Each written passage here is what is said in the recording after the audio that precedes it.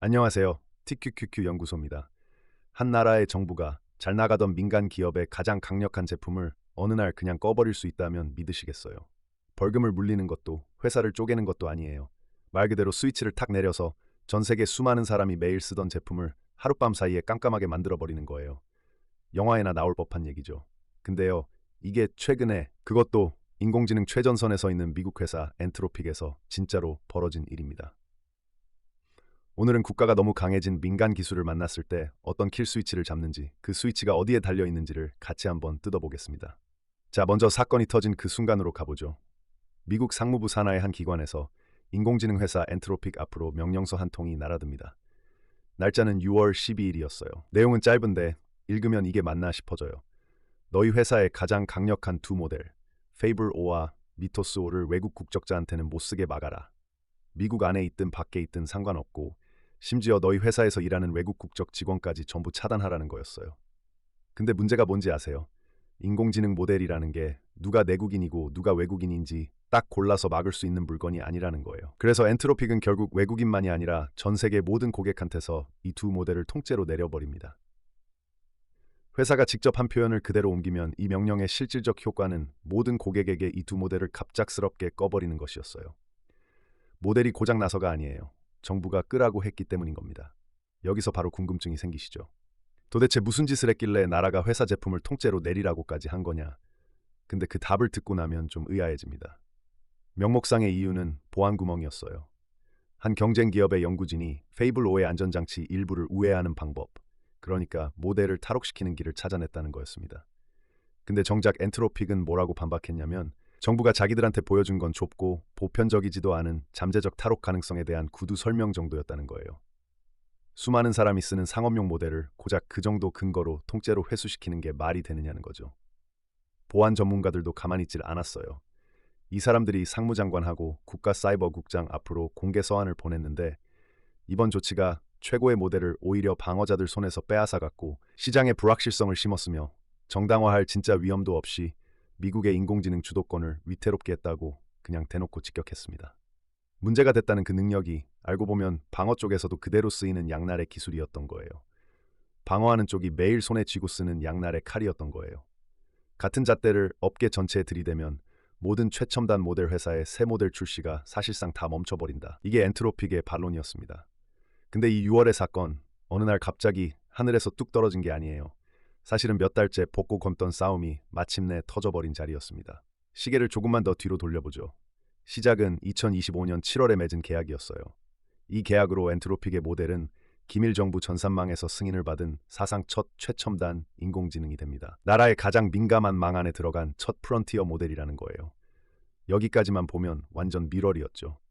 근데 제협상 테이블에 앉자마자 분위기가 싸늘하게 틀어집니다.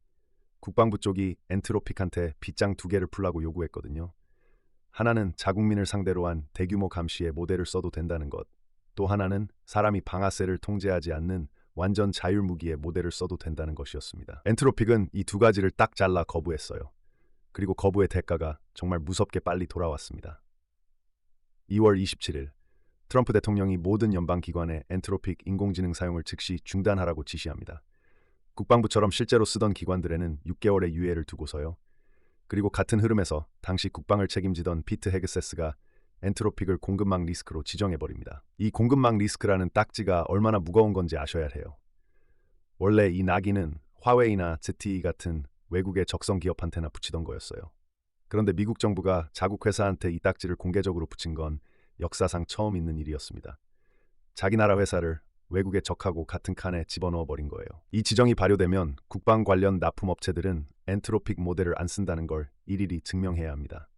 사실상 정부 생태계 전체에서 한 회사를 칼로 도려내는 조치인 거죠. 엔트로픽도 가만히 있진 않았어요. 3월에 두 곳의 연방 법원에 소송을 걸며 맞섰습니다. 근데 4월에는 항소심에서 이 블랙리스트를 일단 멈춰달라는 신청마저 받아들여지지 않았어요. 막다른 길이었던 거예요. 여기서 아이러니가 하나 튀어나와요. 엔트로픽은 법정에서 자기들은 이미 배포된 기술을 원격으로 꺼버릴 수 있는 이른바 킬 스위치 같은 건 갖고 있지 않다고 줄곧 주장해왔어요. 기술 안에는 그런 정지 버튼이 없다는 거죠. 그런데 정부는요, 그 정지 버튼을 기어이 찾아냈습니다. 모델 안의 로직이 아니라 법이라는 바깥에서 찾아낸 거예요. 계약에서 끊어버리겠다, 시장 접근을 막아버리겠다는 위협. 이게 진짜 스위치였던 겁니다. 안에서는 절대 끌 수 없는 기계를 밖에서 법으로 끌 수 있다는 사실. 회사가 자기 의지로는 절대 내리지 않았을 제품을 정부가 계약과 시장 접근이라는 지렛대로 강제로 내리게 만든 거예요. 이 상황은 프론티어 인공지능을 위한 킬 스위치라는 말로 요약되는 셈이었어요. 더할 것도 뺄 것도 없는 정확한 비유였어요. 그런데 이야기가 여기서 또 한번 꺾입니다. 이번엔 화해처럼 보이는 장면으로요. 6월 17일 프랑스의 한 휴양 도시에서 열린 주요 7개국 정상회의 자리였습니다. 트럼프 대통령이 엔트로픽 최고 경영자 다리오 아모데이하고 오찬을 함께 해요. 그리고 이틀 뒤인 6월 19일 한 인터뷰에서 대통령 입에서 나온 말이 분위기를 통째로 뒤집어 버립니다. 엔트로픽이나 아모데이를 국가 안보 위협으로 보느냐는 질문에 그는 지금은 아니지만 일주일 전이었다면 위협으로 봤을지도 모른다고 답했어요. 오찬에서 만난 아모데이가 괜찮은 사람이고 똑똑했으며 아주 책임감 있게 대응했다는 인상을 받았다고도 했습니다. 엔트로픽의 문을 닫게 하고 싶진 않다고, 미국이 중국을 한참 앞서고 있는데 굳이 그럴 이유가 없다고도 했고요. 며칠 전까지 적성기업 취급하던 회사가 점심 한 끼 먹고 나니까 똑똑하고 책임감 있는 파트너로 격상돼 버린 겁니다. 이게 며칠 사이에 벌어진 일이라는 게 좀 뭐지 싶죠. 따뜻한 결말 같죠. 근데 바로 여기에 오늘 영상에서 제가 진짜로 보여드리고 싶은 한 가지가 숨어 있어요. 대통령 말이 부드러워졌다고 해서 그 명령들이 사라진 게 절대 아니라는 점입니다. 공급망 리스크 지정도 6월에 그 수출 통제 명령도 말이 누그러진 그 시점까지 공식적으로 철회되지 않았어요. 제품을 켜고 끄는 손잡이는 여전히 정부 손에 그대로 쥐어 있고 달라진 건 딱 하나, 그 손잡이를 잡은 사람의 기분뿐이었던 거예요. 생각해보세요. 한 회사의 가장 강력한 제품의 운명이 규칙도 법도 아니라 한 사람이 오찬에서 받은 인상에 매달려 있다는 겁니다. 어떤 날은 위협, 어떤 날은 파트너. 같은 회사, 같은 모델인데 라벨만 휙휙 바뀌어요. 이건 통치라기보다 한 사람 손에 들린 다이얼에 가깝습니다. 그리고 이 다이얼의 존재 자체가 시장이 인공지능 기업들을 다시 보게 만드는 진짜 이유인 거예요.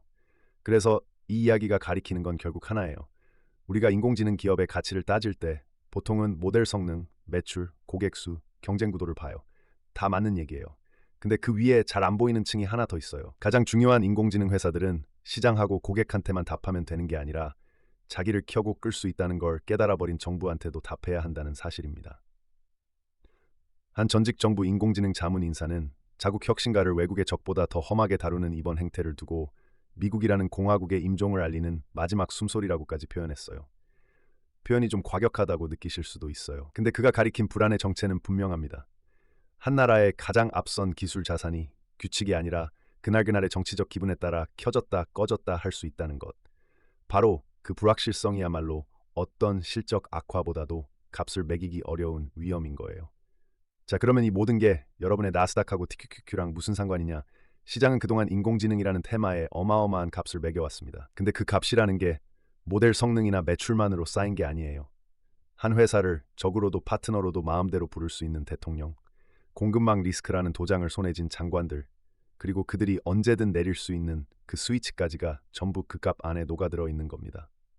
우리가 매일 들여다보는 그 숫자판 위 어딘가에는 모델 하나를 켜고 끄는 손잡이를 둘러싼 이런 힘겨루기가 걸려 있어요. 인공지능에 걸린 돈이 클수록 그 돈의 일부는 실적표가 아니라 이 보이지 않는 스위치 위에 얹혀 있다는 걸 같이 기억해 두시면 좋겠습니다. 오늘 이 이야기가 인공지능이라는 테마를 조금 더 입체적으로 보시는 데 도움이 되셨다면 마지막으로 좋아요 한번 그리고 구독 한 번만 눌러주시면 정말 큰 힘이 됩니다. 거대한 기술하고 국가가 부딪히는 이런 장면들이 앞으로 어떻게 흘러갈지는 계속 지켜봐야 할 부분입니다. 지금까지 TQQQ 연구소였습니다.